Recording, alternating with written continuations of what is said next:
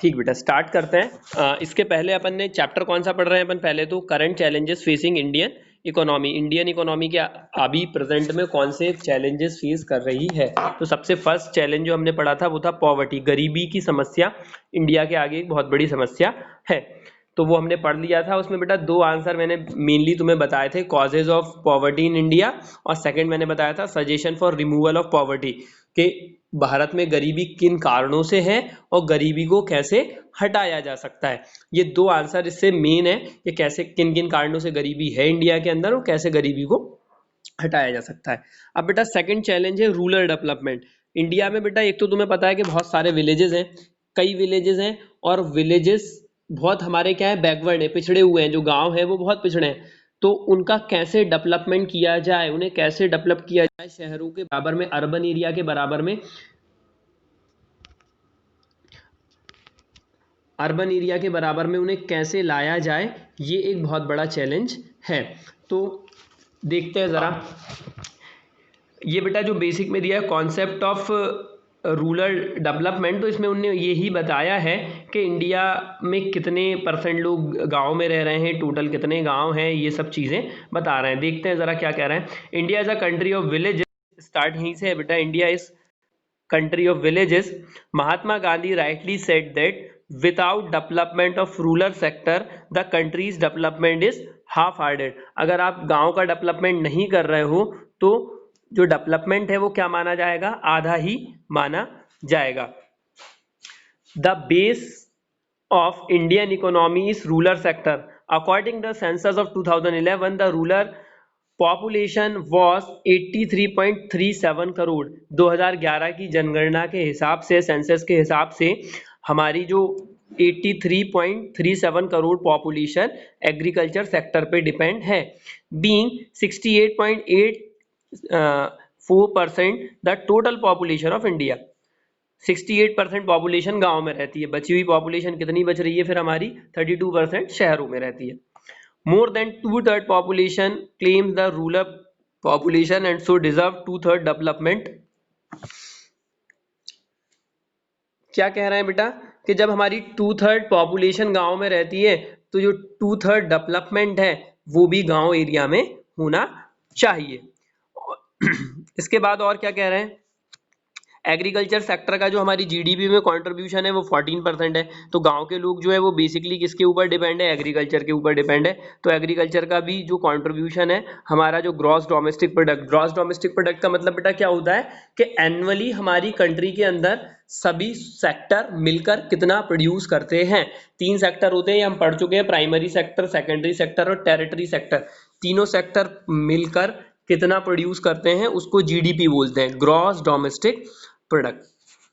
ठीक, तो ये बेटा एक कॉन्सेप्ट उन्होंने बताया कि कैसी गांव की सिचुएशन इंडिया के अंदर है। अब की issue of rural development, rural development की इशू उनके क्या क्या हैं और क्या बता रहे हैं कि क्या प्रॉब्लम सभी रूरल एरिया फेस कर रहा है, गांव के एरिया क्या क्या प्रॉब्लम फेस कर रहे हैं वो यहाँ पे बताइए, और किन एरिया में हमारी गवर्नमेंट को डेवलपमेंट करने की जरूरत है। फर्स्ट पॉइंट बेटा यहाँ पे तुम्हें दिखाई दे रहा होगा, इन एडुकेट एम्प्लॉयमेंट अपॉर्चुनिटीज। गांव के एरिया में बेटा एम्प्लॉयमेंट की अपॉर्चुनिटीज नहीं है, लोग बेरोजगार बहुत हैं। लो लेवल ऑफ इनकम, जिन लोगों को बेटा रोजगार मिला है उनकी इनकम बहुत लो है, कम है। इंक्रीज प्रेशर ऑन एग्रीकल्चर, बेटा क्या हो रहा है कि जब फैमिली का साइज बढ़ता जा रहा है तो जो एग्रीकल्चर है उसके ऊपर प्रेशर बहुत बढ़ता जा रहा है। एक ही फैमिली के कई लोग छोटे से एग्रीकल्चर लैंड के ऊपर लगे हुए हैं, तो वो कह रहे हैं यहाँ पे increase pressure on agriculture. Fourth point कह रहे हैं लो स्टैंडर्ड ऑफ लिविंग, लोगों के रहन सहन का जो तरीका है वो बहुत नीचा है, लो है। Lack of means of transport and communication, तो कम्युनिकेशन और ट्रांसपोर्ट के साधन भी नहीं है, अच्छी सड़कें नहीं बनी है गांव में, इंटरनेट वगैरह फैसिलिटी नहीं है, टेलीकॉम फैसिलिटी नहीं है, तो वो है lack of transport and communication. Lack of education facilities, कई ऐसे गांव हैं जहाँ पे अभी तक स्कूल नहीं है, बच्चों को पढ़ने के लिए बहुत दूर स्कूल जाना पड़ रहा है, और मैक्सिमम गांव ऐसे हैं जहाँ पे कॉलेजेस फैसिलिटी नहीं है, लोगों को कॉलेज के लिए बाहर जाना पड़ रहा है, तो lack of education facility. Next page पे अपन आएंगे तो और भी दिए हुए हैं पॉइंट्स, तो नेक्स्ट पेज ले आए पहले अपन, फिर अपन उसको कंटिन्यू करते हैं।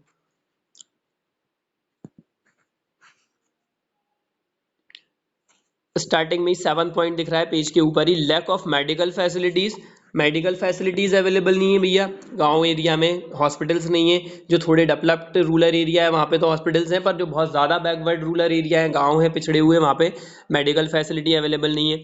Lack of civil amenities like urban area, safe drinking water, electricity, gutters, library, recreation etcetera.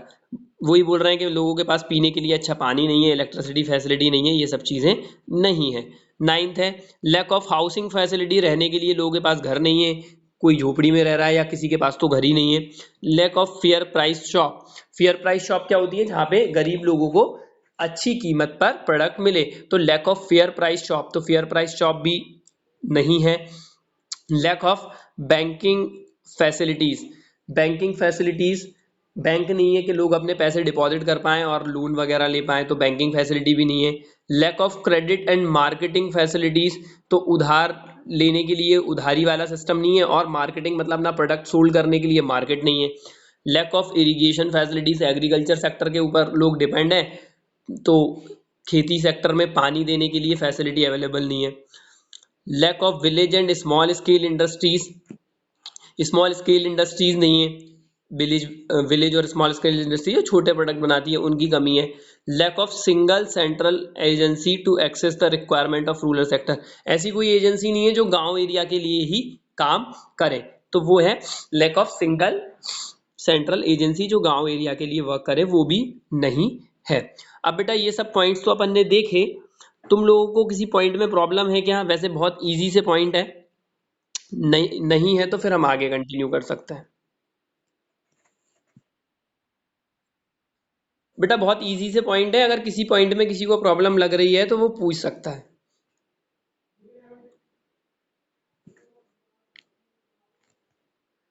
ठीक बेटा, नेक्स्ट है हमारा फिर रूलर क्रेडिट। अब रूलर क्रेडिट क्या होता है वो समझें। रूलर मतलब समझ आता है गांव, और क्रेडिट मतलब लोन वगैरह लेने के लिए क्या फैसिलिटी अवेलेबल है गांव में, जो गांव के लोग हैं उनको भी बेटा लोन वगैरह की जरूरत तो है, तो वो किस तरीके से एग्रीकल्चर सेक्टर में लोन वगैरह ले सकते हैं, उसको रूलर क्रेडिट कहते हैं। अब देखें जरा रूलर क्रेडिट में क्या है। रूलर क्रेडिट और agriculture credit is that credit. हाँ बेटा बोलो।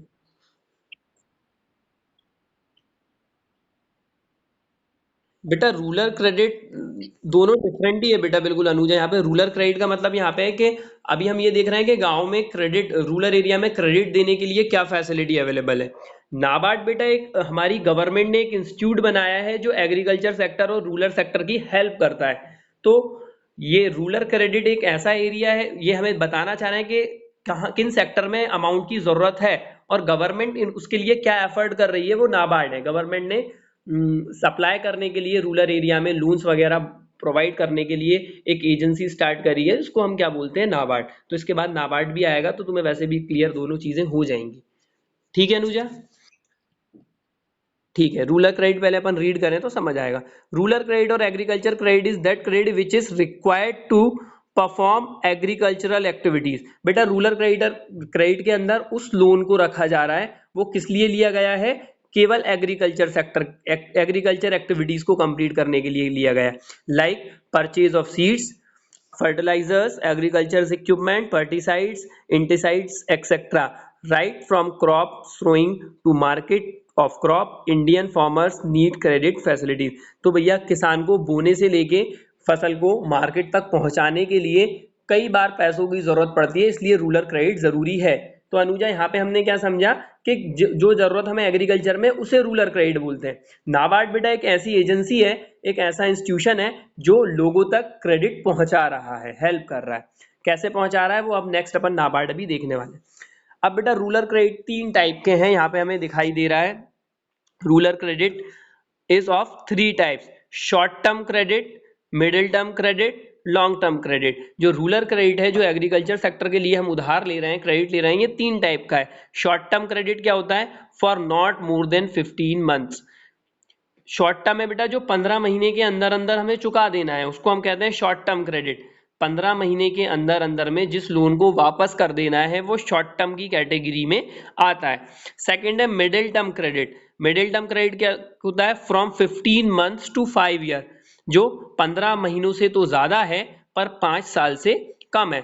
और थर्ड है लॉन्ग टर्म क्रेडिट। तो लॉन्ग टर्म क्रेडिट क्या है, जो 5 साल से तो ज्यादा है पर 20 साल से कम है। तो ये तीन तरीके में हमने चुका दिया है, तीन तरीके में हमने इन लोगों को क्या किया है, क्लासिफाई किया है। और इनकी जो ब्रैकेट में बेटा दिए, इनके लोन को रीपे करने का, चुका देने का टाइम दिया है कि इसको 5 साल से पहले, अब 6 साल हो सकता है, 7 हो सकता है, 20 से ज्यादा नहीं हो सकता, वो लॉन्ग टर्म है, 15 मंथ से ऊपर और 5 साल से कम। तो ये समझ आ गया होगा तुम लोगों को। प्रॉब्लम है क्या कोई इसमें?